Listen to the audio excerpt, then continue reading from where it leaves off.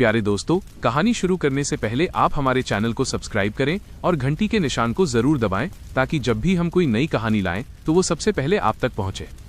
अगर आपको नींद नहीं आती या मन बेचैन रहता है तो ये कहानी सिर्फ और सिर्फ आपके लिए है। तो अब अपने कमरे की सारी लाइट्स बंद कर लीजिए, आराम से लेट जाइए, अपने शरीर को बिल्कुल ढीला छोड़ दीजिए और अपनी सांसों को महसूस कीजिए।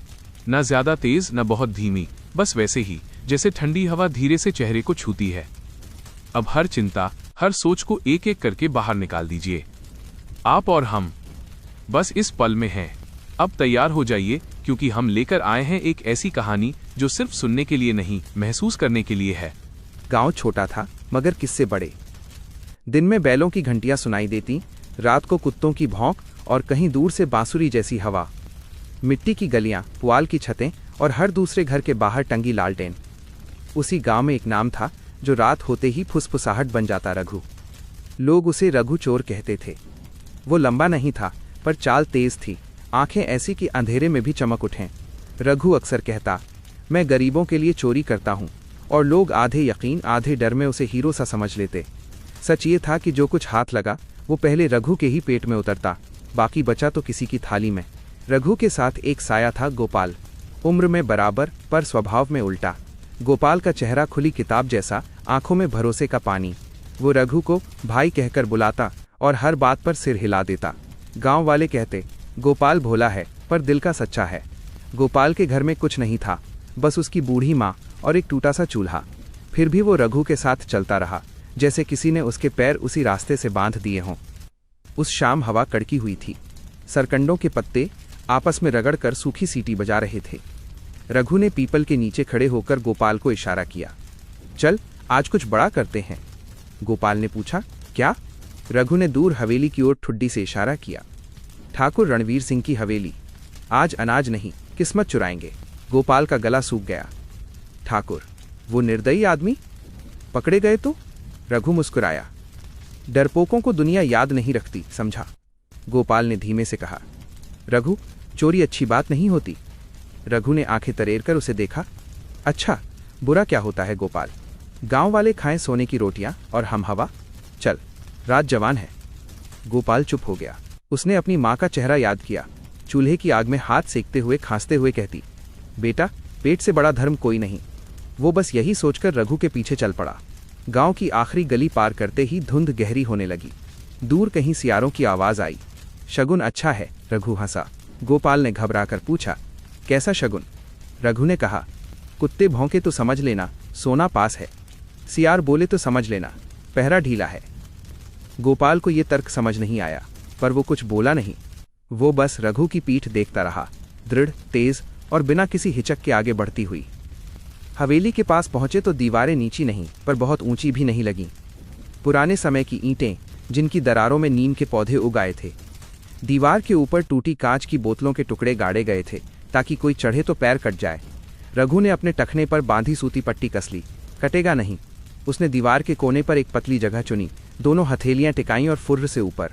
गोपाल ने कोशिश की, पैर फिसले। रघु ने हाथ बढ़ाया। मैं हूं ना। गोपाल दीवार के उस पार पहुंचा तो दिल धक धक कर रहा था। उसने फुसफुसाकर कहा, रघु, कुछ ठीक नहीं लग रहा। रघु ने उंगली होठों पर रखी। चुप। आंगन वीरान था।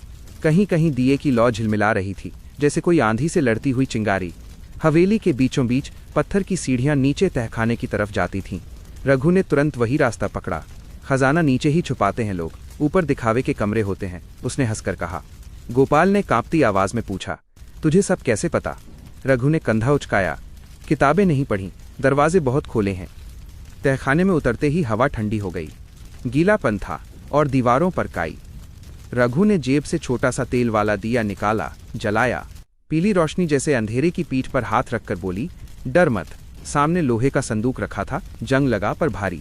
रघु की आंखें चमक उठीं। किस्मत, उसने दांत भींचकर कहा। उसने बाल्टी जैसी अंकुड़ी से ढक्कन उठाने का जतन किया। गोपाल इधर उधर देख रहा था। छत से टपकता पानी, दीवार पर उकेरे पुराने नाम और कोने में रंग सा कुछ।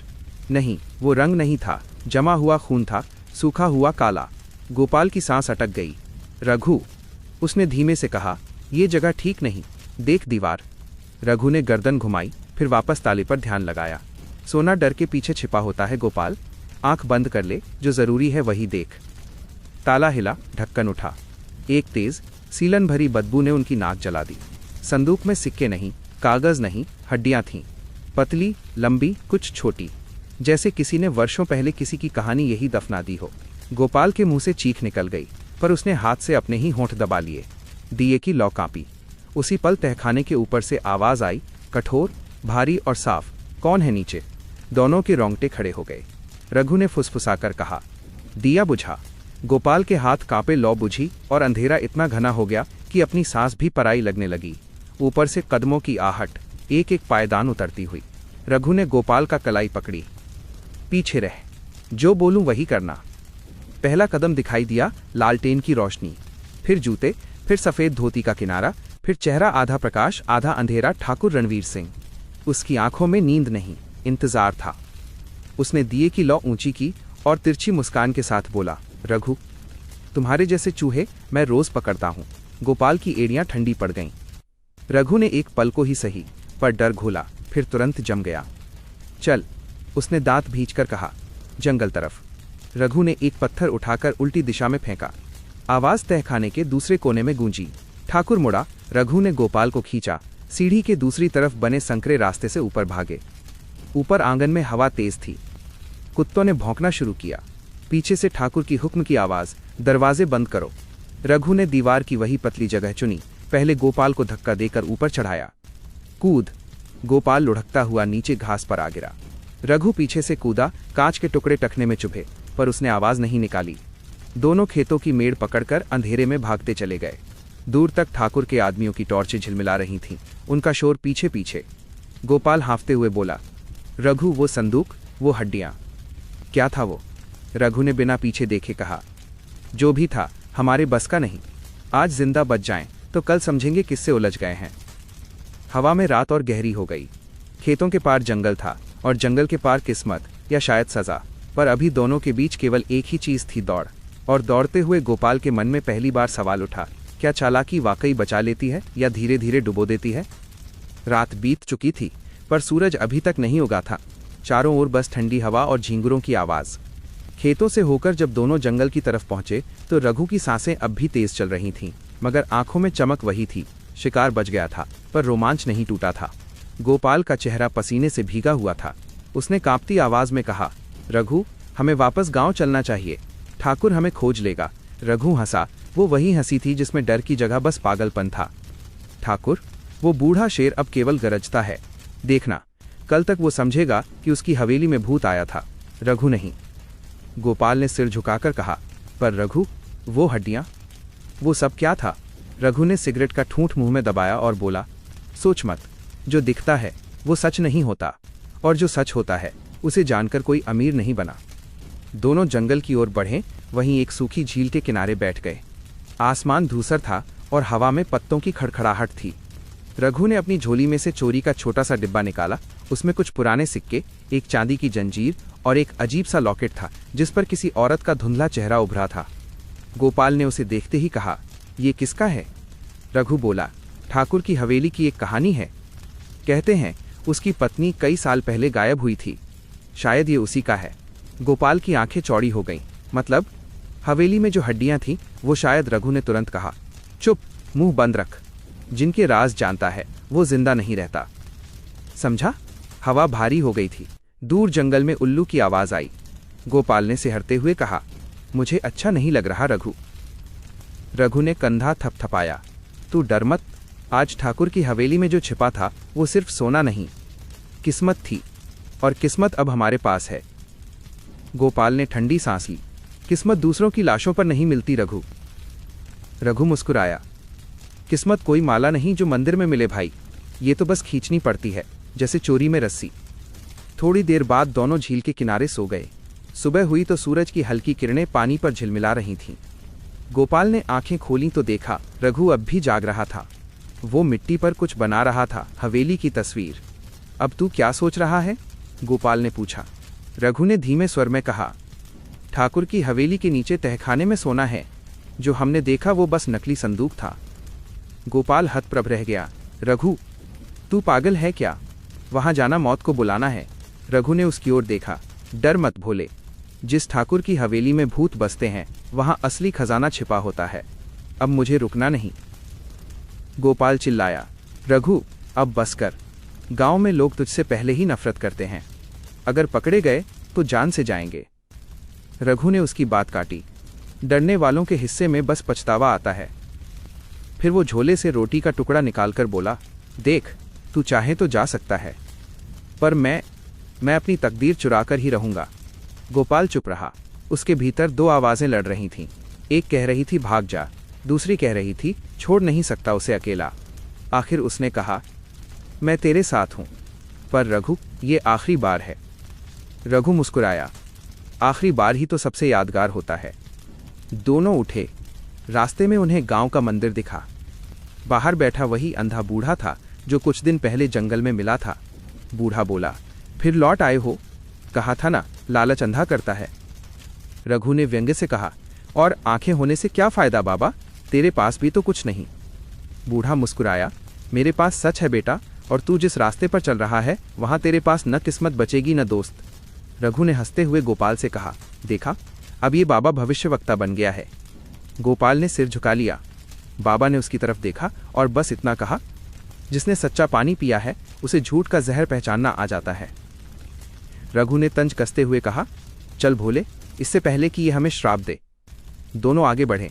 रास्ता वही था जो हवेली की ओर जाता था। शाम ढल चुकी थी। आसमान में लाल सूरज आधा छिप चुका था। रघु ने अपनी लाठी जमीन पर मारी और बोला, आज ठाकुर का राज मेरा होगा। गोपाल ने कांपते हुए कहा, रघु, अगर कुछ हुआ तो? रघु ने मुस्कुराकर जवाब दिया, कुछ हुआ तो इतिहास लिखेगा। रघु चोर ने किस्मत चुरा ली। पर कहीं अंदर गोपाल के दिल में एक ठंडी हवा सी चली। उसे लगा जैसे हवेली के अंदर से कोई अब भी देख रहा है, किसी के इंतजार में, और शायद वो इंतजार रघु के आने का ही था। रात गहराने लगी थी। आसमान पर बादलों की एक मोटी परत थी और हवा में ऐसी ठंड थी कि सांस भी धुएं की तरह दिखती थी। ठाकुर की हवेली के पीछे का रास्ता वीरान था। झाड़ियों में झींगुरों की आवाज और बीच बीच में किसी उल्लू की डरावनी चीख। रघु ने झाड़ियों को हटाते हुए कहा, यही रास्ता है, याद रख। ठाकुर की हवेली में लोग सामने से नहीं, पीछे से घुसते हैं।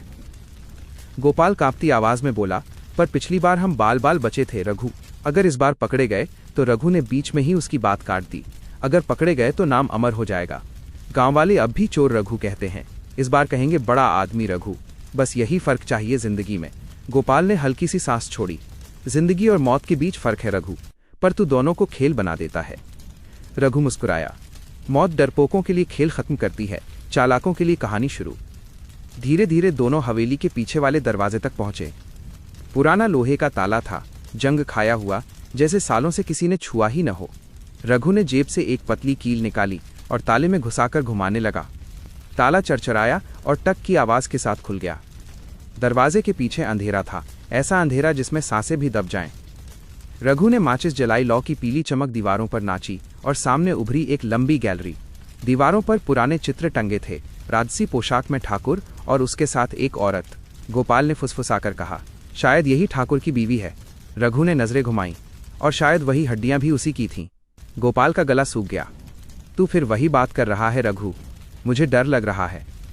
रघु ने हंसते हुए कहा, डर मत, यहाँ कोई भूत नहीं, बस रहस्य हैं। गैलरी के आखिर में एक टूटा हुआ कमरा था।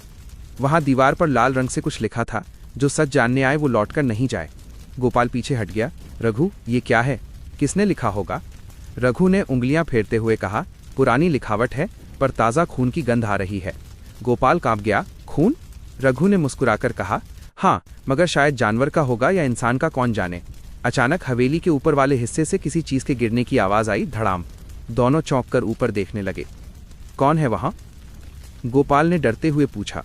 रघु ने माचिस की लौ बुझाई और धीरे से बोला, आवाज वहीं से आई जहां तहखाना जाता है। दोनों ने नीचे जाने वाली सीढ़ियों की तरफ कदम बढ़ाए। हर कदम पर लकड़ी की सीढ़ियां चरमराती। नीचे पहुंचते ही हवा भारी हो गई और मिट्टी में सीलन की गंध थी। दीवार पर एक लालटेन टंगी थी, बुझी हुई। रघु ने माचिस से उसे जला दिया। अब कमरा साफ दिखने लगा। वहां लकड़ी के 3 संदूक थे, पर एक चीज ने दोनों की रूह जमा दी।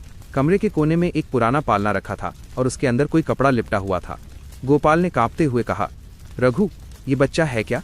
रघु ने धीमे से कपड़ा हटाया। अंदर हड्डियां थीं और उनके साथ वही लॉकेट पड़ा था जो पिछली बार उसने उठाया था। लॉकेट खोलते ही अंदर वही औरत की तस्वीर, ठाकुर की बीवी। गोपाल के हाथ कांपने लगे। इसका मतलब ठाकुर ने? रघु ने बीच में कहा। हाँ, ठाकुर ने अपनी ही बीवी और बच्चे को मारा है। उसकी आंखों में अब लालच नहीं, गुस्सा था। अब मैं चोरी नहीं करूंगा, अब मैं सच चुराऊंगा। गोपाल पीछे हट गया। पागल मत बन, ठाकुर सबको खत्म कर देगा। रघु ने ठंडी आवाज में कहा। किसी का राज जान लेना चोरी से बड़ा गुनाह होता है। अब मैं वही कर चुका हूं, अब खेल उल्टा होगा। अचानक दरवाजे के पीछे से किसी के चलने की आवाज आई। दोनों ने उधर देखा पर कोई नहीं था। दीवार पर किसी की परछाई जरूर झलकी, जैसे कोई दीवार के पीछे खड़ा हो। गोपाल डर से बोला, चल यहां से, ये जगह श्रापित है।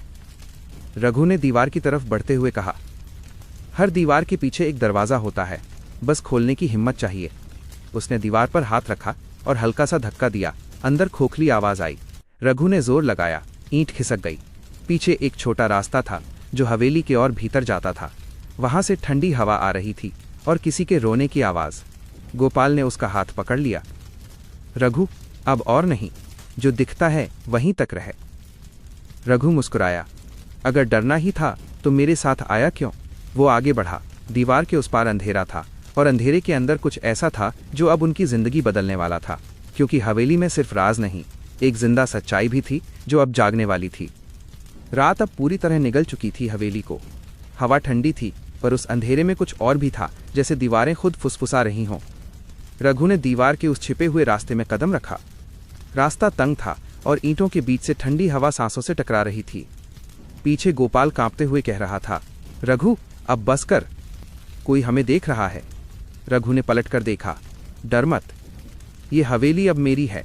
ठाकुर को पता भी नहीं कि उसका राज मैं जान चुका हूं। गोपाल बोला, राज जानने वाले जिंदा नहीं रहते। रघु ने ठंडी मुस्कान दी।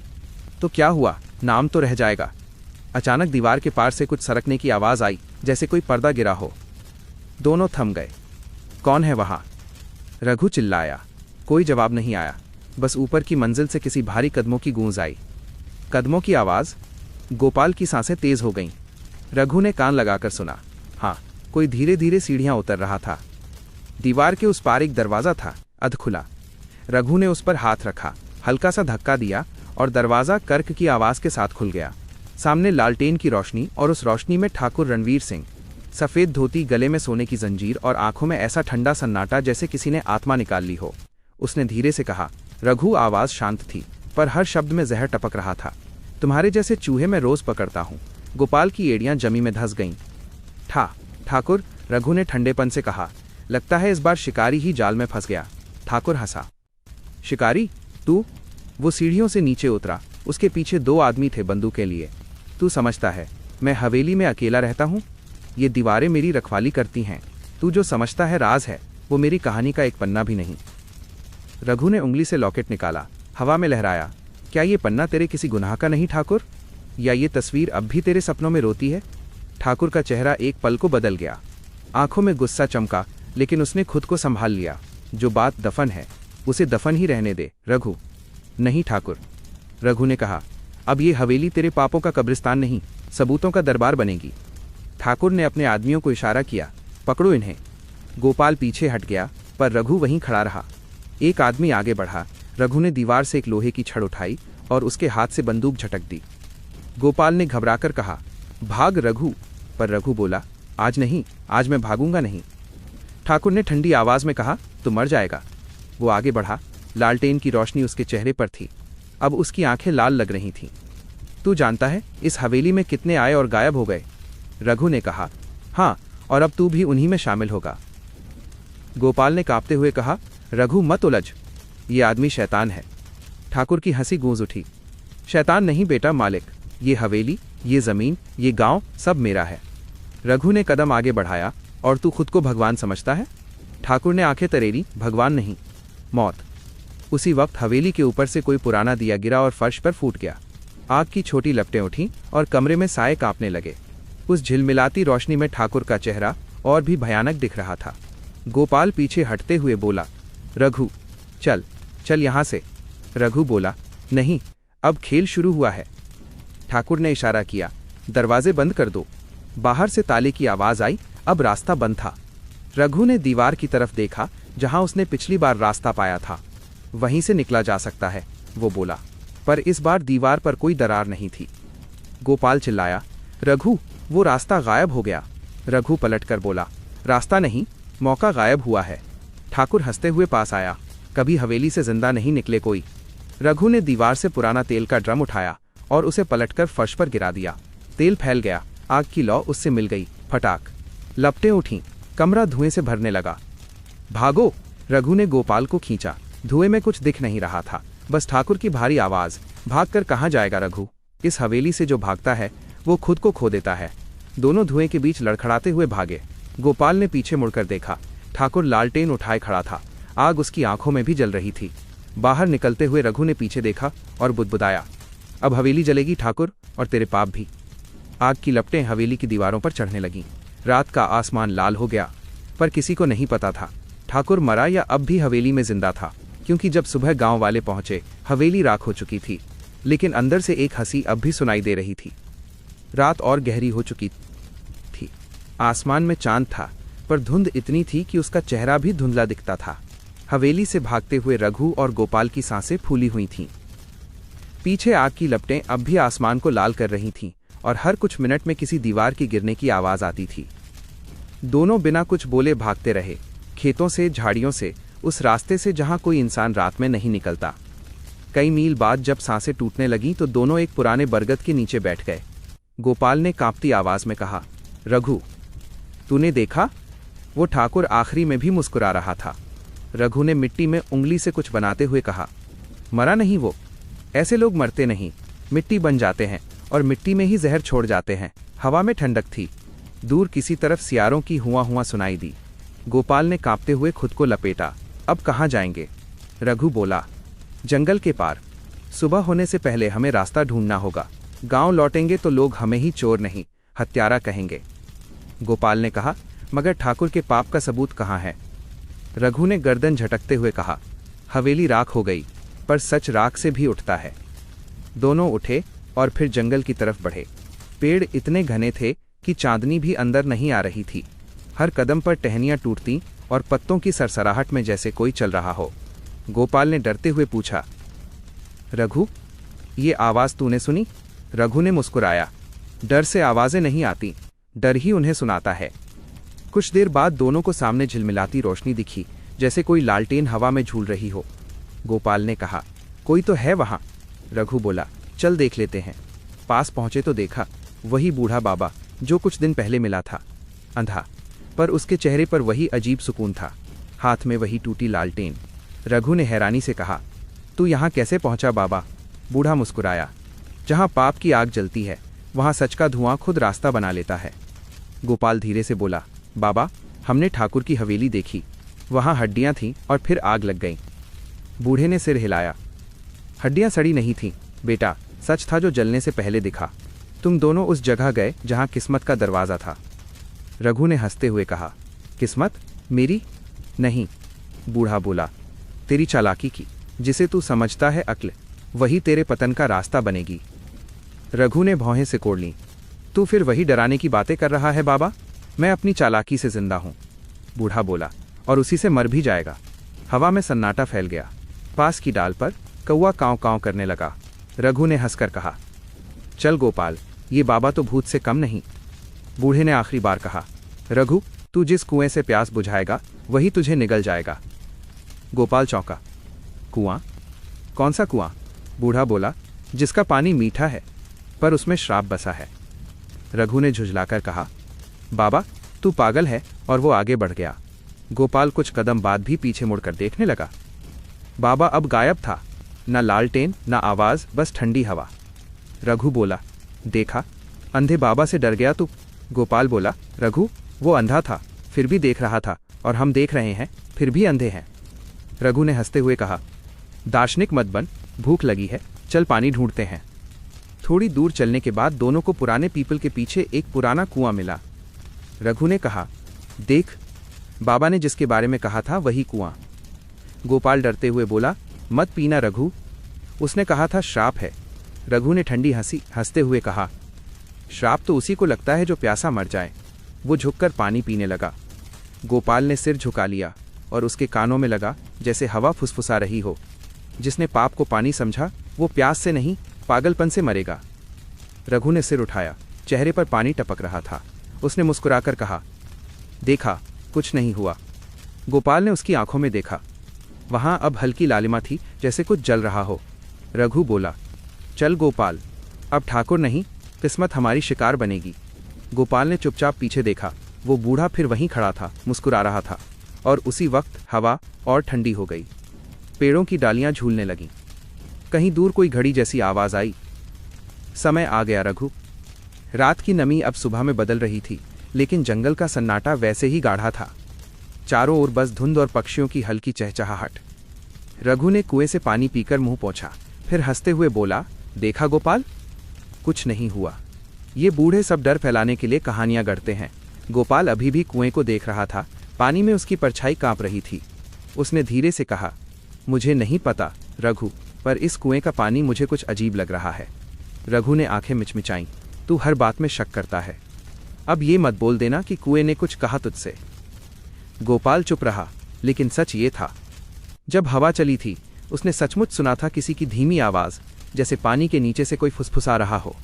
जो पाप करता है उसका चेहरा यहां नहीं टिकता। रघु ने हंसते हुए पत्थर उठाया और कुएं में फेंक दिया।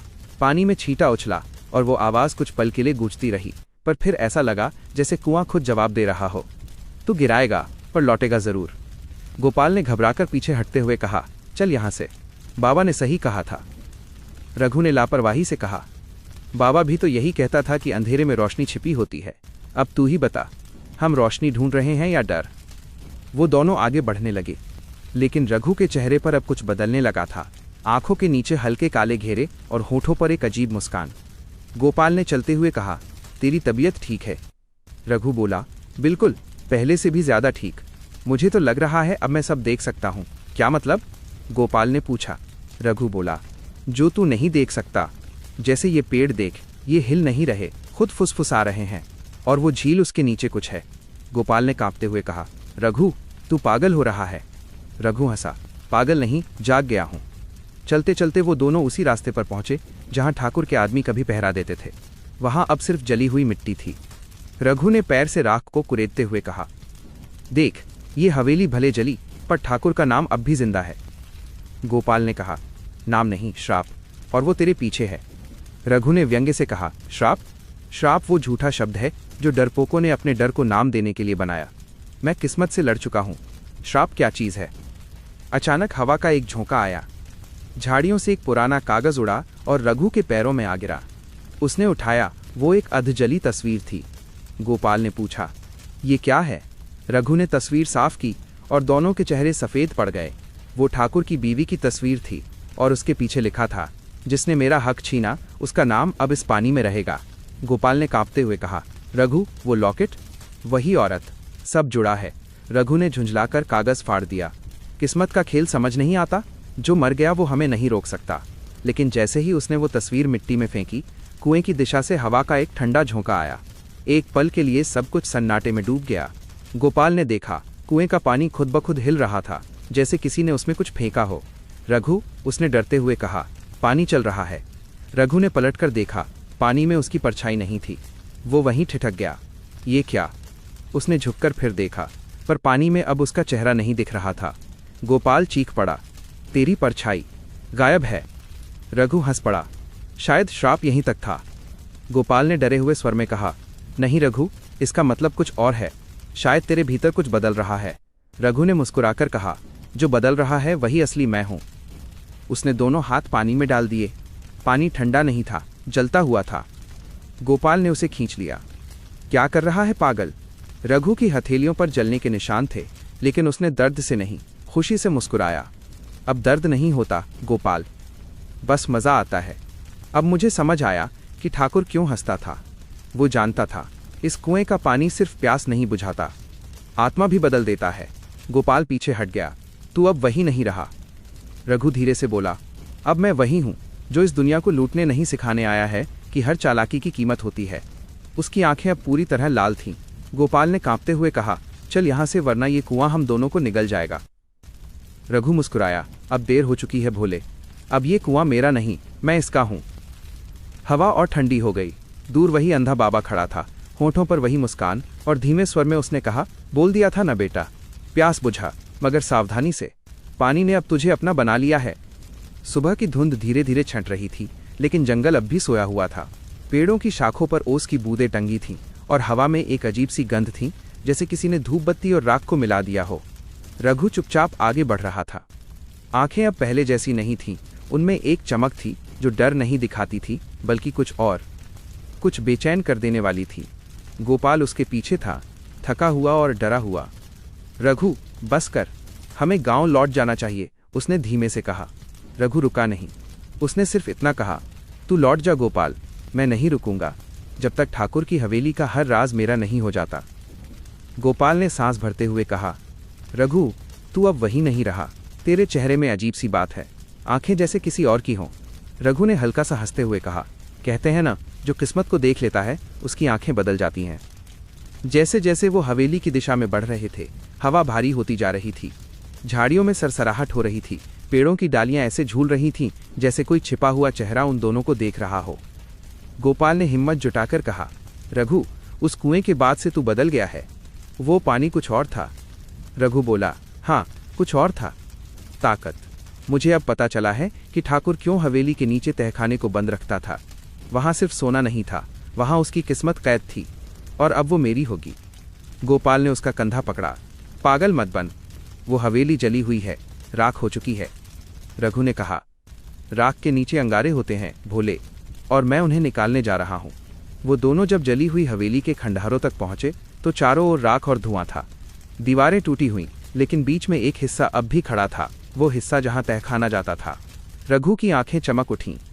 देखा, वही रास्ता। गोपाल कांपते हुए बोला, मत जा, तू खुद आग बन चुका है, अगर नीचे गया तो वहीं खत्म हो जाएगा। रघु हंसा, आग को आग नहीं जलाती गोपाल, वो तो जलने वालों को पहचानती है। वो नीचे उतरने लगा। हर सीढ़ी के साथ हवा और ठंडी होती गई। नीचे अब भी धुएं की हल्की परत थी। तहखाने की दीवारों पर पुरानी नमी थी, और बीच में एक लोहे का दरवाज़ा जिसे उसने पिछली बार देखा भी नहीं था। दरवाजे पर लाल रंग से कुछ लिखा था, जिसे सब चाहिए वो खुद को खो देगा। रघु मुस्कुराया, देखा, अब दीवारें भी मुझसे डरने लगी हैं। उसने दरवाज़ा लात मारकर खोला। अंदर अंधेरा था, लेकिन बीच में एक लोहे का संदूक रखा था, काई से ढका, पुराना मगर अजीब सा चमकता हुआ। रघु ने संदूक खोला। अंदर सोना नहीं था, बल्कि एक शीशा था, पुराना, धूल भरा, पर उसमें धुंधली परछाइयां दिख रही थीं। ये क्या है? गोपाल ने कांपते हुए पूछा। रघु ने हंसते हुए कहा, किस्मत का आईना। उसने शीशे को उठाया और खुद की तरफ देखा, पर जो चेहरा उसमें दिखा वो उसका नहीं था, वो ठाकुर रणवीर सिंह था। रघु पीछे हट गया। ये क्या मजाक है? शीशे में ठाकुर की परछाई मुस्कुराई। अब तू मैं है और मैं तू। गोपाल चिल्लाया, फेंक दे वो शीशा, ये श्राप है। रघु ने कांपते हाथों से शीशा जमीन पर दे मारा, पर शीशा टूटा नहीं, बल्कि उसमें से वही औरत की आवाज आई जिसने श्रापित पानी पिया, वो अब श्राप का हिस्सा है। अचानक हवेली के ऊपर की तरफ से तेज हवा चली। राख उड़कर अंदर आने लगी और दीवारों पर पुरानी तस्वीरें उभर आईं। हर तस्वीर में रघु का चेहरा था, ठाकुर की जगह। गोपाल के मुंह से चीख निकली, हे भगवान, तू अब। रघु ने उसकी बात काटी, अब मैं ठाकुर हूं, और ठाकुर मर चुका है, किस्मत अब मेरी है। वो ऊंची आवाज में हंसा, वो हंसी जो इंसान की नहीं लगती थी। गोपाल पीछे हट गया। नहीं रघु, ये तू नहीं, ये कुआं, ये आईना, सब तुझ पर हावी हो गए हैं। रघु ने लाल आंखों से कहा, तू समझ नहीं सकता भोले, जो किस्मत चुराना जानता है उसे भगवान भी नहीं रोक सकता। अचानक तहखाने की छत से मिट्टी झरने लगी, ऊपर से जलते हुए अंगारे गिरे। गोपाल ने उसे पकड़ने की कोशिश की, रघु बाहर निकल, पर रघु अब हंस रहा था। निकलूं क्यों? अब हवेली मेरी है, ठाकुर की आत्मा अब मेरे अंदर है। गोपाल ने कांपते हुए पीछे देखा। सीढ़ियों के पास वही अंधा बाबा खड़ा था, बिना आवाज के। उसने बस कहा, मैंने कहा था ना बेटा, लालच की आखिरी हद इंसान नहीं, उसकी आत्मा लांघती है। और तभी तहखाना कांप उठा। आग फिर से भड़क उठी। गोपाल भागने लगा, लेकिन रघु वहीं खड़ा रह गया, शीशे को देखते हुए। अब उसमें उसका चेहरा नहीं, ठाकुर की हंसी थी। बाहर आते ही गोपाल ने पीछे देखा, हवेली फिर जल रही थी, और इस बार कोई चिल्ला नहीं रहा था, सिर्फ राख उड़ रही थी, और उसके बीच वही आवाज गूंज रही थी, लालच खत्म नहीं होता, बस रूप बदलता है। सुबह का सूरज निकला तो गांव के ऊपर हल्का धुआं फैला हुआ था। लोग कह रहे थे कि हवेली फिर से रात में जली थी, पर किसी ने आग नहीं देखी, सिर्फ धुआं। गांव के बच्चे पेड़ों के पीछे से हवेली की ओर देखते और भाग जाते। कहते थे, वहां अब ठाकुर का भूत नहीं, नया चोर ठाकुर बन गया है। गांव के बीचों बीच गोपाल बैठा था, थका हुआ, चेहरा पीला, आंखों में नींद नहीं। उसके मन में बस वही दृश्य घूम रहा था, रघु का लाल चेहरा, शीशे में ठाकुर की हंसी और नीचे से उठती हुई लपटें। किसी ने पास आकर पूछा, क्यों रे गोपाल, रघु कहाँ है? वो बोला, नहीं, बस चुप रहा। कुछ देर बाद धीरे से कहा, वो लौटेगा, पर वही नहीं रहेगा। उसी वक्त गांव के बाहर हवेली की दिशा से कदमों की आवाज आई। लोग उधर देखने लगे, रघु आ रहा था। वही चाल, वही हंसी, मगर चेहरा कुछ और ही था। आंखें लाल थीं, कपड़े राख से सने हुए। वो गांव के बीच आया और बोला, अब डरने की जरूरत नहीं, ठाकुर मर चुका है। गांव वाले पहले खुश हुए, फिर धीरे धीरे पीछे हटने लगे। किसी ने फुसफुसाया, ये रघु है या ठाकुर की आत्मा? गोपाल दौड़ता हुआ उसके पास पहुंचा। रघु, तू जिंदा है? रघु ने उसकी तरफ देखा, मुस्कुराया, जिंदा भी और मर चुका भी। गोपाल के पैरों तले जमीन खिसक गई। उसने फुसफुसाया, तू क्या कह रहा है? रघु बोला, ठाकुर गया नहीं, मेरे अंदर है, और अब मैं उसकी अधूरी लड़ाई पूरी करूंगा, इस गांव पर हक जताने की। गोपाल ने उसका हाथ पकड़ लिया।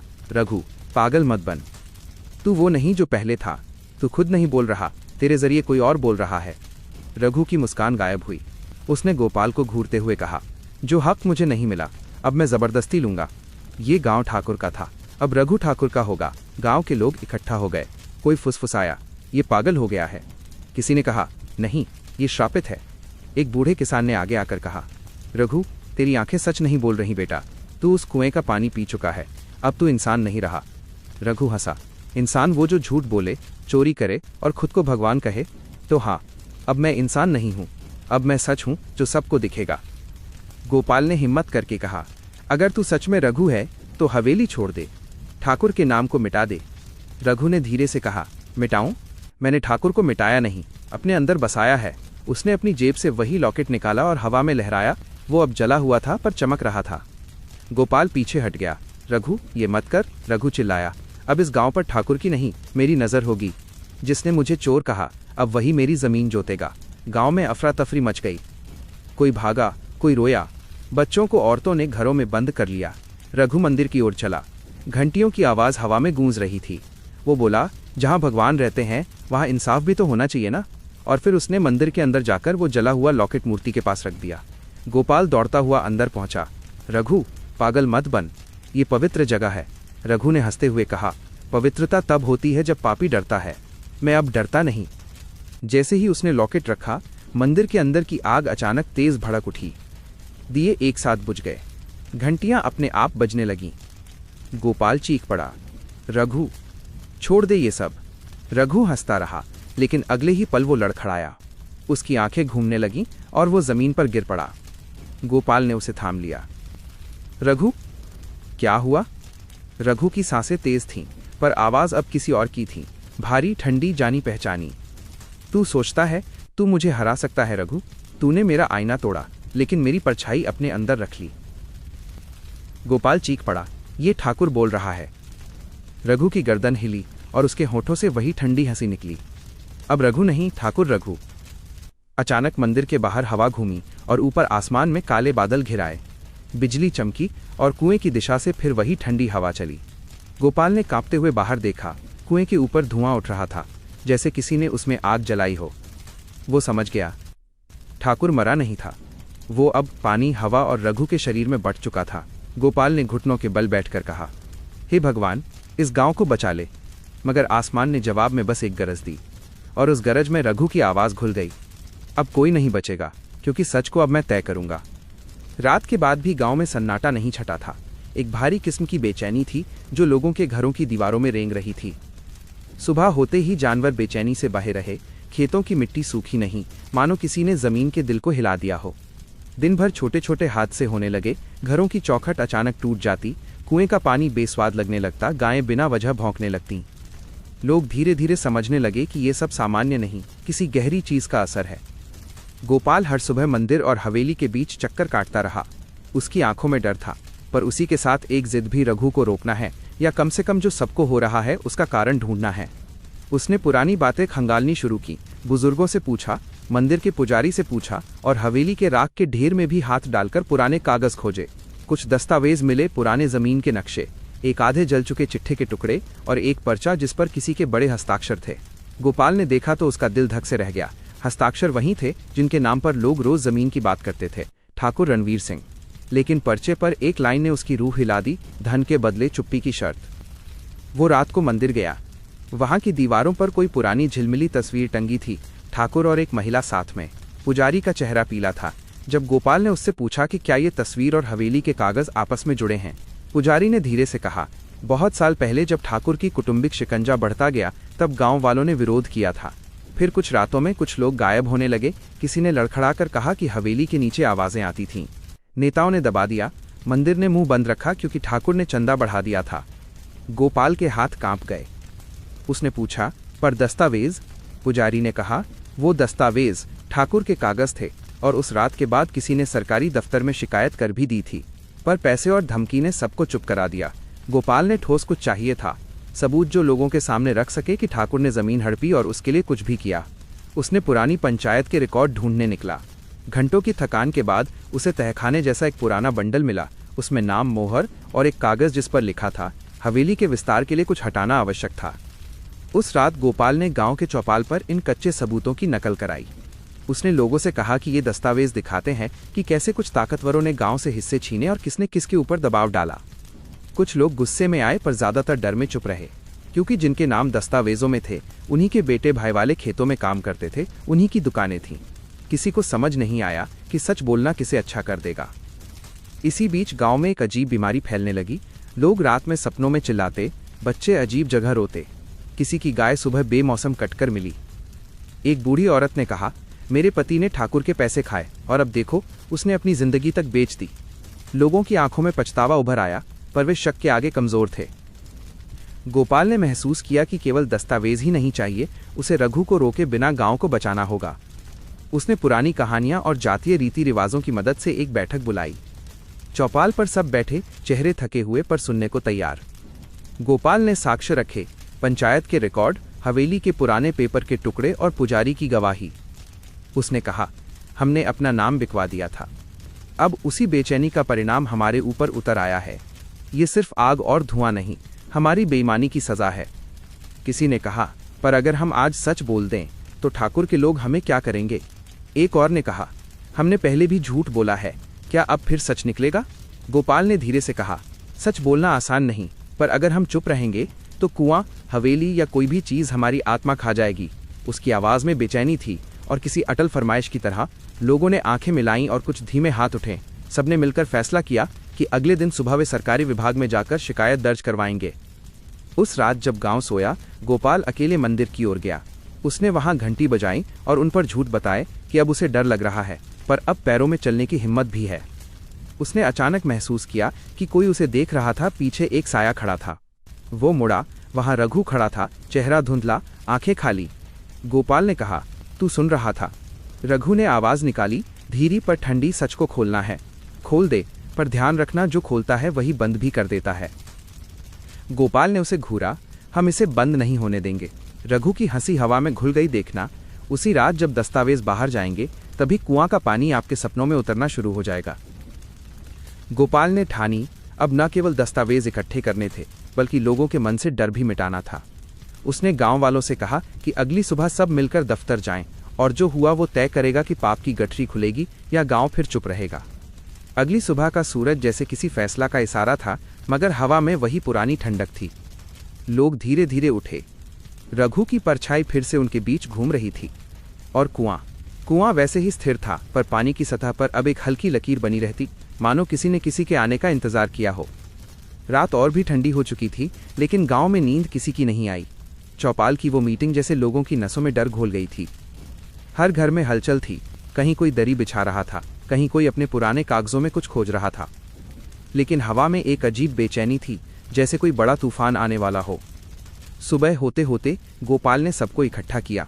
आज हम सब एक साथ दफ्तर जाएंगे, उसने कहा। ठाकुर के कागज, हवेली की चोरी और इस गांव के झूठे फैसले सब दिखाएंगे। लोग धीरे धीरे सहमति में सिर हिलाने लगे। किसी ने कहा, ठाकुर मर चुका है। किसी और ने धीरे से जवाब दिया, पर उसका डर नहीं। जब सब गांव के बाहर की तरफ बढ़े तो हवा फिर से भारी लगने लगी। खेतों में कुत्ते भौंकने लगे, पक्षी उड़ गए। रास्ते में वही पुराना कुआं था जिसका पानी अब मटमैला दिख रहा था। गोपाल ने नजरें फेर लीं, लेकिन बाकी लोग ठिठक गए। कुएं से धुएं की पतली लकीर उठ रही थी, जैसे अंदर कोई धधक रहा हो। किसी ने धीरे से कहा, क्या रघु फिर गया वहां? गोपाल ने लोगों को आगे बढ़ने का इशारा किया, चलो, वक्त कम है। पर उसी पल गांव की ओर से एक चिल्लाने की आवाज आई, आग, आग! सब पीछे मुड़े। गांव के एक कोने से धुआं उठ रहा था। भागकर जब लोग पहुंचे तो देखा पुरानी पंचायत का घर जल रहा था, वही घर जहां दस्तावेज रखे थे। गोपाल के हाथ से बस्ता गिर गया। नहीं, सबूत! उसकी आंखों के सामने जलते हुए कागज उड़ रहे थे। ठाकुर की फाइलें, हवेली के रिकॉर्ड सब राख हो रहे थे। भीड़ में किसी ने चिल्लाया, रघु! सबने उधर देखा। सामने खड़ा था रघु, वही जलता चेहरा, वही लाल आंखें। हवा में राख उड़ रही थी और उसके होठों पर वही मुस्कान। गोपाल गुस्से में बोला, तूने किया ये सब? रघु हंसा, नहीं गोपाल, ये तो तुम्हारा सच खुद जल गया। देख, जो झूठ वर्षों तक जीता है वो सच का सामना नहीं कर पाता। गोपाल चिल्लाया, तू पागल हो गया है? रघु ने ठंडी आवाज में कहा, पागल नहीं, जागा हुआ हूं। ये आग मैंने नहीं लगाई, तुम्हारे पापों ने खुद को भस्म किया है। लोग पीछे हटने लगे। एक औरत बोली, ये ठाकुर की आत्मा बोल रही है। रघु ने कहा, हाँ ठाकुर, अब मैं हूं, और जो न्याय नहीं कर सका वो अब मैं करूंगा। अचानक हवा का एक झोंका आया, राख उड़ी और सीधे लोगों के चेहरों पर जा गिरी। बच्चों के रोने की आवाजें गूंज उठीं। एक बूढ़ा आदमी कांपते हुए बोला, रघु, ये आग बंद कर। हम मान गए, हम तेरे हैं। रघु हंसा, अब मानने से कुछ नहीं होगा। जब जमीर सोया था तब क्यों नहीं माने? गोपाल आगे बढ़ा, रघु, तू अब इंसान नहीं रहा, तू आग है जो सबको जलाएगी, खुद को भी। रघु की मुस्कान गायब हुई। उसने कहा, अगर आग जलना नहीं सीखेगी तो रोशनी कैसे बनेगी? अचानक पीछे से किसी ने बाल्टी में पानी फेंका। आग एक पल को शांत हुई, लेकिन अगले ही पल फिर से भड़क उठी, और इस बार पहले से ज्यादा तेज। लोग इधर उधर भागने लगे, और जब धुआं छटा तो देखा गया कि पंचायत का घर पूरी तरह जल चुका था। मिट्टी पर वही पुराना लॉकेट पड़ा था, अब काला और टूटा हुआ। गोपाल ने कांपते हुए उसे उठाया। रघु, तू कहाँ है? कोई जवाब नहीं आया। बस दूर से किसी के हंसने की आवाज आई, धीमी लेकिन साफ। गोपाल ने उस दिशा में दौड़ लगाई। वो गांव के बाहर पहुंचा, जहां हवेली के खंडहर अब भी थे। वहां रघु खड़ा था, हाथ में वही टूटा हुआ शीशा और चारों ओर राख। गोपाल चिल्लाया, क्यों कर रहा है ये सब? तू आग से क्या साबित करना चाहता है? रघु ने ठंडी आवाज में कहा, न्याय। जो पंचायत ने नहीं किया वो अब आग करेगी। गोपाल ने उसका हाथ पकड़ा। न्याय जलाकर नहीं होता। रघु की आंखें गुस्से से चमक उठीं। जब इंसाफ सो जाए तो अन्याय को जगाना पड़ता है। उसी वक्त हवेली के पीछे से धमाका हुआ। जमीन कांपी और हवा में राख के साथ वो अंधा बूढ़ा दिखाई दिया। उसकी आवाज गूंजी, रघु, तेरा समय खत्म हो गया। तू श्रापित था, अब मुक्त होगा। रघु चिल्लाया, नहीं बाबा, मैं कुछ गलत नहीं कर रहा, मैं सब ठीक कर रहा हूं। बूढ़ा बोला, आग हमेशा सोचती है कि वो सफाई कर रही है, पर वो सिर्फ राख छोड़ जाती है। रघु की आंखों से आंसू गिरने लगे, वो लाल नहीं, साफ थे। गोपाल ने उसका चेहरा पकड़ा, बस कर भाई, चल घर चल, तू अभी भी रघु है। रघु बुदबुदाया, नहीं, अब मैं न ठाकुर हूं न रघु, बस आग। उसके हाथ से शीशा गिरा और टूटते ही जमीन से धुआं उठा। धुआं ऊपर उठते उठते गायब हो गया। गोपाल ने चारों ओर देखा, रघु वहां नहीं था, सिर्फ राख थी और हवा में एक धीमी आवाज, अन्याय खत्म नहीं हुआ, बस रूप बदल लिया है। रात गहरा चुकी थी, पूरा गांव सन्नाटे में डूबा था। उन कोई दिया जल रहा था, न किसी के आंगन से रोटी की महक आ रही थी। लोग अपने दरवाजे बंद कर चुके थे, पर नींद किसी की आंखों में नहीं थी। हर किसी के मन में एक ही डर था, क्या रघु सच में मर गया या अब भी यहाँ है? गोपाल चौपाल के बीच बैठा था, राख और कागजों के बीच। उसके चेहरे पर थकान नहीं, बस बोझ था, एक दोस्त को खोने का और गांव को बचाने का। उसी वक्त हवा चली ठंडी पर जानी पहचानी। चौपाल की लालटेन अपने आप झूलने लगी और किसी ने फुसफुसाकर कहा, गोपाल। वो झटके से उठा, चारों ओर देखा, कोई नहीं, लेकिन मिट्टी पर किसी के कदमों के निशान बनते जा रहे थे, ऐसे जैसे कोई अदृश्य आदमी चल रहा हो। फिर उसी दिशा से आवाज आई, गोपाल, तूने सच चाहा था ना? अब देख सच कैसा दिखता है। गोपाल ने कांपती आवाज में कहा, रघु, तू है वहां? हवा में हल्की हंसी गूंजी, हाँ मैं हूं, अब मैं हर जगह हूं, इस हवा में, इस राख में और तेरे डर में भी। गोपाल ने अपनी मुट्ठियां बांध ली। मैं तुझसे नहीं डरता रघु, तू गलत कर रहा है। आवाज बोली। गलत? गलत वो जिसने मेरी जिंदगी को गुनाह बना दिया। तू भूल गया मैंने क्या देखा था उस हवेली में? ठाकुर के झूठ, उस औरत की चीख, उस बच्चे की हड्डियां। गोपाल की आंखें भर आईं। मुझे सब याद है, पर तू अब इंसाफ नहीं कर रहा। तू वही बन गया है जिससे नफरत करता था। अचानक सामने की हवा कांपी, राख घूमी और रघु का चेहरा उभरा, धुंधला लेकिन साफ। आंखों में आग थी, शरीर जैसे धुएं का बना हो। मैं वो आग हूं जो सब झूठ जला देगी, उसने कहा। गोपाल चिल्लाया। और सच भी? तू सब खत्म कर देगा रघु? रघु हंस पड़ा। सच अगर जलने से डर जाए तो वो सच नहीं, कागज है। चौपाल के चारों ओर अब लोग इकट्ठे हो गए थे। कोई छत से झांक रहा था, कोई दरवाजे के पीछे से। सब खामोश। गोपाल ने ऊंची आवाज में कहा, सुन रघु, तू चाहता है इंसाफ? चल पंचायत बुलाते हैं, जो तू कहेगा वही बात करेंगे। रघु ने एक पल को सिर झुकाया। पंचायत? गोपाल बोला, हाँ, वही जो पहले तेरे खिलाफ बैठी थी। आज तू बोलेगा, वो सुनेगी। हवा थम गई, फिर अचानक झटके से बह चली। गोपाल ने देखा पुराने पंचायत घर के जले हुए खंभे अपने आप खड़े हो गए। राख से आकृतियां बनने लगी। पुराने सरपंच, गांव के बूढ़े, ठाकुर के आदमी, सब राख के बने हुए, पर चेहरे पहचाने जा सकते थे। रघु बोला, लो आ गई तेरी पंचायत। गोपाल की रूह कांप गई। हे भगवान, रघु ने गर्जना की, तुम सबने मुझे चोर कहा था, झूठा कहा था। तुमने ठाकुर का साथ दिया था। अब बताओ कौन चोर था? राख के लोग खामोश रहे। रघु की आवाज और भारी हुई, बोलो, जवाब दो। एक राखी आकृति बोली, हम मजबूर थे। रघु गर्जा, मजबूर नहीं, लालची थे तुम। जिसने ठाकुर का सोना देखा वो सच से अंधा हो गया। गोपाल आगे बढ़ा, बस कर रघु, ये सब मर चुके हैं। रघु ने उसकी तरफ देखा। मर चुके? नहीं गोपाल, यही तो जीवित हैं। हर इंसान में जो झूठ बोलता है, जो डरकर चुप रहता है, वो सब इन जैसे ही हैं। हवा में राख उड़ने लगी। आग की लपटें चौपाल के चारों ओर घूमने लगीं। लोग पीछे हट गए। गोपाल ने चिल्लाया, अगर तुझे सच चाहिए तो पहले खुद को सच के सामने खड़ा कर। रघु रुका। क्या मतलब? गोपाल ने कहा, अगर तू सच में इंसाफ चाहता है तो मान ले कि तू भी बदल गया है। तू ठाकुर से अलग नहीं रहा। रघु का चेहरा झिलमिला उठा। उसकी आंखें बुझने लगीं। नहीं, मैं ठाकुर नहीं। मैं? गोपाल चिल्लाया। सच बोल, क्या तूने गांव को नहीं जलाया? क्या तूने पाप नहीं किया?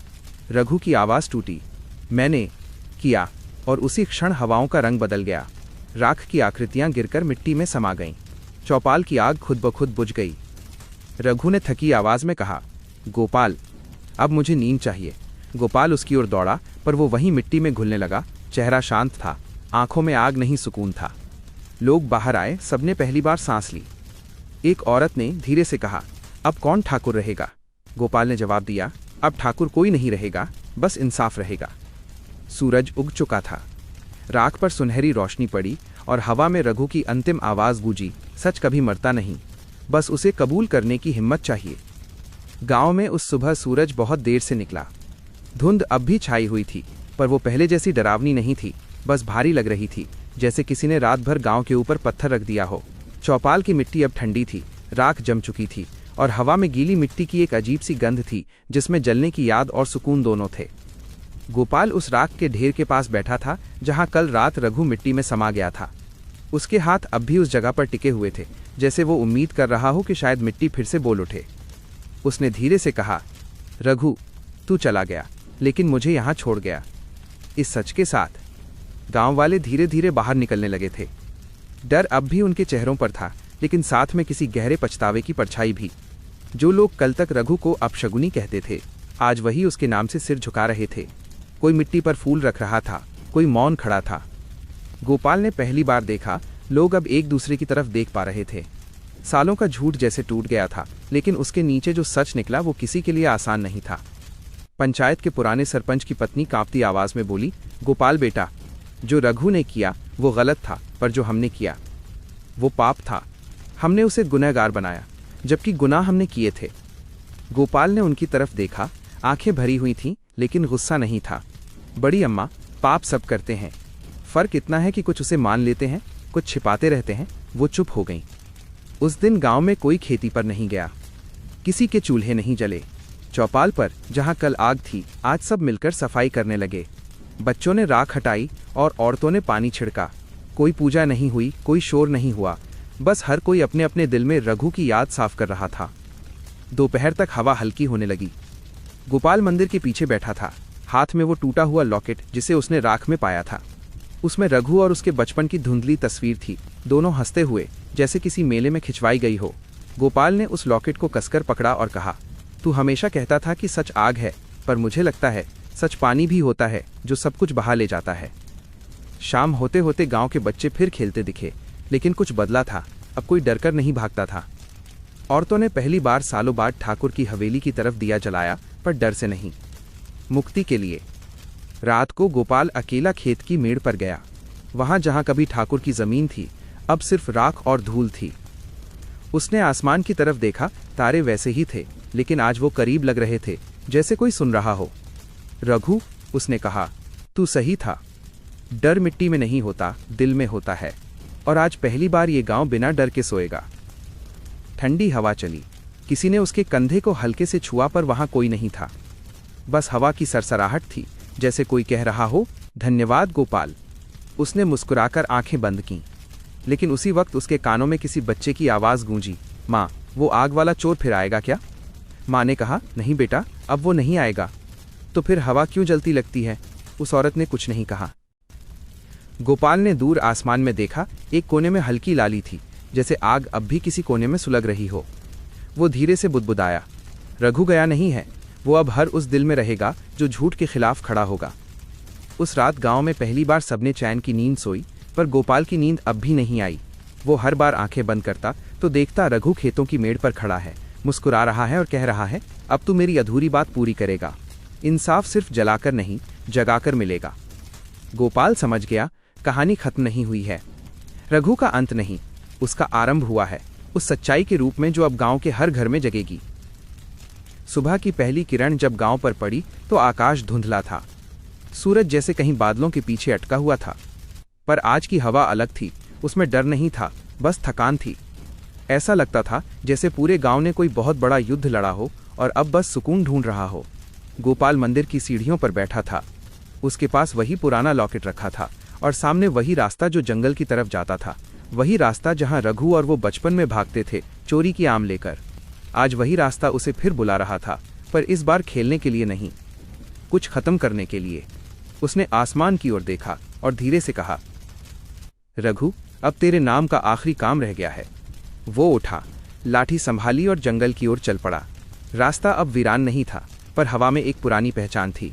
वही सर्द ठंडी लहरें, वही सड़कों के किनारे सूखी घासें और बीच में वो जगह जहां कभी बूढ़ा अंधा बाबा मिला था। गोपाल के कदम धीमे हो गए। बाबा, उसने पुकारा, तूने कहा था लहरें बताएंगी कि किसकी हैं। अब मैं जानना चाहता हूं, तू कौन था? पेड़ों के बीच से एक साया उभरा, वही अंधा बाबा, पर इस बार उसकी आंखें चमक रही थीं। वो बोला, मैं वो हूं जो रघु के पाप का गवाह था और तेरे सच्चे मन का रक्षक भी। तू आया है तो समझ ले, समय पूरा हो गया है। गोपाल ने गहरी सांस ली, मुझे रघु को मुक्त करना है। कैसे? बाबा मुस्कुराया, श्राप तब तक जिंदा रहता है जब तक कोई पछतावे के साथ उसे मिट्टी को सौंप न दे। रघु की आग मिट्टी में सोई है, पर वो कुआं अब भी जागा है। गोपाल ने पीछे मुड़कर देखा, जंगल के बीच वही पुराना कुआं खड़ा था, पत्थरों से ढका, पर अब उसके चारों ओर जली हुई राख की परत थी। बाबा ने कहा, याद रख, जब रघु ने पहली बार इस कुएं से पानी पिया था, तभी उसका भाग्य तय हो गया था। श्राप उसी में छिपा है। गोपाल धीरे धीरे कुएं की ओर बढ़ा। हवा ठंडी नहीं, बल्कि भारी थी, जैसे किसी की सांस उस कुएं में कैद हो। वो पास गया और मिट्टी हटाने लगा। जैसे जैसे वो खोदता गया, उसके कानों में फुसफुसाहटें आने लगीं, गोपाल, मत खोल, ये आग है, वो फिर आएगा। पर गोपाल रुकता नहीं। आखिरकार पत्थर हटे और कुएं की गहराई दिखी, अंदर से धुआं निकल रहा था। गोपाल ने कांपते हाथों से लॉकेट निकाला, उसे अपनी हथेली में रखा और धीरे से कहा, रघु, अगर तू सच में सुकून चाहता है तो अब लौट जा। ये गांव तेरा नहीं रहा, लेकिन तेरी याद हमेशा रहेगी। उसने लॉकेट कुएं में गिरा दिया। पहले तो कुछ नहीं हुआ, फिर अचानक हवा रुक गई, पेड़ स्थिर हो गए और कुएं के भीतर से एक हल्की सी रोशनी उठी, धुएं में लिपटी हुई लेकिन शांत। बाबा की आवाज आई, श्राप खत्म हो रहा है गोपाल। गोपाल ने नीचे झांका और उसे दिखा जैसे कोई साया गहराई में हाथ जोड़ रहा हो। वो रघु था, लेकिन इस बार उसके चेहरे पर कोई गुस्सा नहीं, कोई आग नहीं, बस मुस्कुराहट थी। गोपाल, उसने कहा, मैं अब आज़ाद हूं। तूने वो किया जो मैं नहीं कर सका, माफ करना। गोपाल की आंखें भर आईं। उसने सिर झुका लिया। धीरे धीरे वो रोशनी मिट्टी में समा गई और कुएं से धुआं बंद हो गया। बाबा बोला, अब ये कुआं शांति का है। जो भी झूठ बोलेगा वो इसमें अपना चेहरा नहीं देख पाएगा, और जो सच्चा होगा उसे पानी में रोशनी दिखेगी। गोपाल ने धीरे से कहा, तो अब ये गांव झूठ से बचेगा? बाबा ने मुस्कुराकर जवाब दिया, जब तक तेरे जैसे लोग हैं, हाँ। धीरे धीरे आसमान साफ होने लगा। सूरज की किरणें पेड़ों के बीच से गिरने लगीं। कुएं की सतह पर पहली बार पानी चमकने लगा, साफ, नीला और शांत। गोपाल ने सिर झुकाया और मिट्टी की एक मुट्ठी उठाकर उस पर डाल दी। तेरे लिए भाई, तेरी मुक्ति के लिए। बाबा धीरे धीरे पीछे मुड़ा और धुएं में गायब हो गया। गोपाल अकेला रह गया, पर उसके चेहरे पर सुकून था।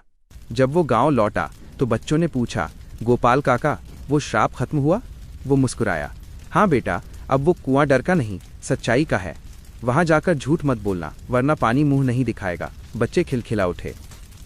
रात को जब वो अपने आंगन में बैठा, हवा हल्की चली और उसे लगा जैसे कोई उसके पास बैठा है। रघु की वही आवाज, अब चैन है गोपाल, अब चैन है। गोपाल ने आंखें बंद की और पहली बार बिना डर, बिना बोझ के मुस्कुराया। गांव में उस दिन पहली बार सुबह की घंटियां बिना डर के बजीं। मंदिर की आरती में अब किसी की आवाज कांप नहीं रही थी। बच्चे खेतों के किनारे खेल रहे थे और औरतें हंसते हुए कुएं से पानी भर रही थीं। वही कुआं जो कभी श्रापित माना जाता था, पर अब वहां पानी में चमक थी और हवा में एक हल्की मिठास। गोपाल दूर से ये सब देख रहा था।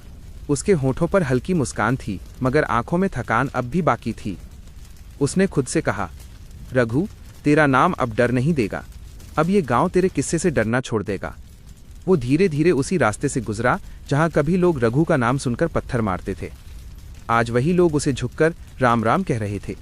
बूढ़े किसान ने पास आकर कहा, गोपाल बेटा, आज पहली बार ये खेत जिंदा लगे हैं। गोपाल ने जवाब दिया, क्योंकि मिट्टी को अब डर नहीं रहा। जब तक दिल में झूठ रहता है, जमीन भी बंजर लगती है। संध्या होते होते पंचायत फिर से बुलाई गई, लेकिन इस बार किसी के खिलाफ नहीं, गांव के भविष्य के लिए। सभी लोग इकट्ठा हुए। वो चौपाल जो कभी आग में जल गई थी, आज वहीं नया दिया जलाया गया। सरपंच बोला, गोपाल, अब तू बताना, गांव की अगली राह क्या होनी चाहिए? गोपाल ने कुछ पल सोचा, फिर बोला, रास्ता वही होना चाहिए जहां सच से डर न लगे, जहां बच्चा भी ठाकुर के बेटे से बराबरी में बात कर सके, और जहां हर आदमी अपना हिसाब खुद दे, ना कि किसी और की सजा काटे। गांव में खामोशी छा गई, लेकिन वो डर की नहीं, सोच की खामोशी थी। फिर एक एक कर लोग बोले, सही कहा, अब किसी को रघु नहीं बनाना। उस दिन चौपाल में एक फैसला हुआ, ठाकुर की हवेली अब गांव के स्कूल में बदली जाएगी। लोगों ने मिलकर ईंटें उठाईं, टूटी दीवारें साफ की, और पहली बार देखा कि जहां पहले हवेली के दरवाजे बंद रहते थे, अब वहां बच्चे दौड़ रहे हैं। गोपाल चुपचाप वो सब देखता रहा। एक बच्चा आया और बोला, काका, रघु चोर था ना? गोपाल ने मुस्कुराते हुए कहा, नहीं बेटा, वो चोर नहीं था। वो था जिसने हमें सिखाया कि चोरी चीजों की नहीं होती, दिलों की होती है, और वो दिल अब हमें लौटा गया। बच्चे ने भोलेपन से पूछा, तो अब वो कहाँ है? गोपाल ने ऊपर आसमान की तरफ इशारा किया, वो वहीं है जहां सच को जगह मिलती है। शाम को जब स्कूल की पहली दीवार पर रंग चढ़ा, हवा में कोई खुशबू सी फैली। कुछ लोग बोले, ये मिट्टी की गंध नहीं, किसी की आत्मा का चैन है। गोपाल ने आंखें बंद कर लीं और उसे लगा जैसे रघु उसके पीछे खड़ा मुस्कुरा रहा है। रात को गांव में पहली बार सामूहिक भोज हुआ। सब एक साथ बैठे ठाकुर के पुराने आंगन में। जो कभी ऊंच नीच की दीवारों से बटा था, वो आज बराबरी की जमीन बन गया था। गोपाल ने सबके बीच बैठकर कहा, आज जो दिया जला है वो रघु के नाम का नहीं, सच के नाम का है, और जब तक ये दिया जलेगा, झूठ दोबारा जन्म नहीं लेगा। लोगों ने एक स्वर में कहा, सत्य की जय हो, और उसी वक्त हवा में हल्की गूंज उठी, जैसे कोई फुसफुसा रहा हो, अब मैं सच में मुक्त हूं गोपाल। गोपाल के चेहरे पर आंसू लुढ़क गए, लेकिन वो मुस्कुरा रहा था। वो धीरे से बोला, रघु, अब तू हर जगह है, इस दिए में, इस मिट्टी में, और इस गांव के हर दिल में। रात गहराती गई, दिया टिमटिमाता रहा। दूर कहीं हवेली की टूटी छत पर एक तारा चमका, तेज, साफ और स्थिर। गोपाल ने उसे देखा और कहा, मुक्ति वहीं नहीं होती जहां मौत है, मुक्ति वहीं होती है जहां पछतावे के बाद सुकून आता है। और उस रात पहली बार पूरा गांव शांति से सोया, बिना किसी डर के, बिना किसी श्राप के। कुएं के पास रखी लालटेन अब भी जल रही थी, जैसे रघु की आत्मा उस गांव के हर सच की रखवाली कर रही हो। साल बीत गए। ठाकुर की हवेली अब पूरी तरह बदल चुकी थी। वहां अब बच्चों की हंसी गूंजती थी, दीवारों पर अक्षर लिखे जाते थे, और वही कमरा जहां कभी डर पलता था अब किताबों की खुशबू से भर गया था। गांव के लोग कहते थे, ये हवेली नहीं, अब हमारी उम्मीद है। गोपाल अब बूढ़ा हो चुका था। उसके बाल सफ़ेद हो गए थे, हाथों की नसें उभर आई थीं, लेकिन आंखों में वही चमक थी जैसी तब थी जब उसने पहली बार रघु की सच्चाई सुनी थी। हर सुबह वो स्कूल के आंगन में बैठता, बच्चों को खेलते देखता और मिट्टी में उंगलियों से कुछ लिखता रहता, कभी नाम, कभी कोई बात, कभी बस एक मुस्कान का निशान। एक दिन गांव के बच्चे उसके पास आए। उनमें सबसे छोटा रामू बोला, गोपाल काका, ये जो दीवार पर लिखा है, सच से भागोगे तो वो पीछा करेगा, ये किसने लिखा? गोपाल मुस्कुराया, वो रघु ने लिखा था बेटा, बहुत साल पहले। रामू की आंखें चमक उठीं। वो तो चोर था ना? गोपाल ने गहरी सांस ली। हाँ बेटा, था, लेकिन उसने जो चुराया वो सोना नहीं था, वो हमारे डर थे। वो उन्हें चुरा ले गया ताकि हम आज सच बोल सकें। बच्चे चुप हो गए। गोपाल ने आगे कहा, रघु ने जो गलती की उसने उसे मिट्टी में नहीं दबाया, उसने उसे सच बनाकर लौटा दिया। और जब कोई इंसान अपनी गलती मान लेता है तो वो पापी नहीं रहता, वो शिक्षक बन जाता है। बच्चे ध्यान से सुनते रहे। गोपाल ने मुस्कुराकर कहा, कभी अगर कोई तुमसे पूछे कि रघु कौन था, तो कहना वो एक कहानी थी जिसने हमें इंसान बनाया। शाम होते होते बच्चे चले गए। गोपाल अकेला बैठा रहा। हवा में हल्की ठंड थी, वही जो उसे रघु की याद दिलाती थी। उसने जेब से एक पुराना कागज निकाला, वही चिट्ठी जो रघु ने पहली बार हवेली से भागते वक्त छोड़ी थी। कागज पुराना हो चुका था, पर शब्द अब भी साफ थे, मैं लौटूंगा जब ये गांव झूठ से आज़ाद होगा। गोपाल ने मुस्कुराकर कहा, तू लौट आया रघु, अपने नाम से नहीं, अपने कर्मों से। रात हुई और गांव में दिए जल उठे। त्योहार का दिन था, गांव की पहली सत्य दीपावली। हर घर के दरवाजे पर एक दिया रखा गया और चौपाल में उसी कुएं के पास सबसे बड़ा दीपक जलाया गया। गोपाल ने हाथ जोड़कर कहा, इस दिए में अब रघु का नाम नहीं, उसकी सिख है, सच से बड़ा कोई धर्म नहीं। लोगों ने एक स्वर में दोहराया, सच से बड़ा कोई धर्म नहीं। धीरे धीरे रात गहराने लगी। गोपाल चौपाल के किनारे बैठा था, दिए की रोशनी उसके चेहरे पर पड़ रही थी। उसने आसमान की तरफ देखा, वही पुराना तारा अब और चमकदार लग रहा था। उसने धीरे से कहा, रघु, अब तेरा काम पूरा हुआ, अब मेरी बारी है मिट्टी बनने की। उसने मिट्टी की एक मुट्ठी उठाई, अपने दिल पर रखी और मुस्कुराया। अगली सुबह गांव वालों ने देखा, गोपाल वहीं बैठा था, उसी मुस्कान के साथ, पर अब वो सो चुका था, हमेशा के लिए। चौपाल पर बच्चों ने उसके सामने फूल रखे। रामू ने कहा, काका अब रघु के पास चले गए। बूढ़े किसान ने जवाब दिया, नहीं बेटा, वो वहीं गए जहां सच रहता है। और फिर गांव के बच्चों ने मिलकर एक पत्थर पर लिखा, यहाँ वो आदमी सोया है जिसने हमें झूठ से जगाया। कई साल बाद जब नए लोग गांव में आए तो उन्होंने पूछा, ये गांव इतना शांत क्यों है, यहाँ झगड़े क्यों नहीं होते? किसी ने हंसकर जवाब दिया, क्योंकि यहाँ हर दिए में रघु का सच जलता है और हर दिल में गोपाल की आवाज़ गूंजती है। कहानी खत्म नहीं हुई थी, क्योंकि जब भी कोई बच्चा झूठ बोलते हुए रुक जाता या कोई किसान मेहनत के बाद आसमान की तरफ देख मुस्कुराता, वो सब उसी कहानी के किरदार थे। शातिर चोर और उसके भोले दोस्त की आखिरी सांस, जो अब हवा में नहीं, इंसानियत में बस चुकी थी। और दूर आसमान में वो तारा आज भी चमक रहा था, जैसे कोई अब भी चौपाल की रखवाली कर रहा हो, सच की, मुक्ति की और दोस्ती की। अगर आप अभी तक इस वीडियो के साथ जुड़े हुए हैं तो इसका मतलब है कि आपको ये सच में पसंद आया। तो इसे अपने दोस्तों और परिवार वालों के साथ ज़रूर शेयर कीजिए, ताकि और लोग भी इन कहानियों की मदद से सुकून भरी नींद पा सकें। वीडियो के अंत में कुछ खाली हिस्सा है, लेकिन उसे छोड़कर वीडियो बंद मत कीजिए। जब दर्शक बीच में ही वीडियो बंद कर देते हैं तो YouTube को लगता है कि हमारी वीडियो बेकार है और YouTube हमारे वीडियो को नए लोगों तक भेजना बंद कर देता है। इससे मेरा मनोबल कम होता है, और जब मेरी वीडियो अच्छी परफॉर्म करती है तो मुझे आपके लिए अच्छी और सुकून भरी कहानियाँ लाने का मोटिवेशन मिलता है। आप हमारे वीडियो को ज़्यादा लोगों तक पहुँचाने में योगदान दे सकते हैं। अपने मोबाइल का वॉल्यूम थोड़ा कम कर दीजिए, फ़ोन साइड में रख दीजिए, आंखें बंद कीजिए, लंबी गहरी सांस लीजिए और इस वीडियो के साथ आराम से सो जाइए। शुभ रात्रि।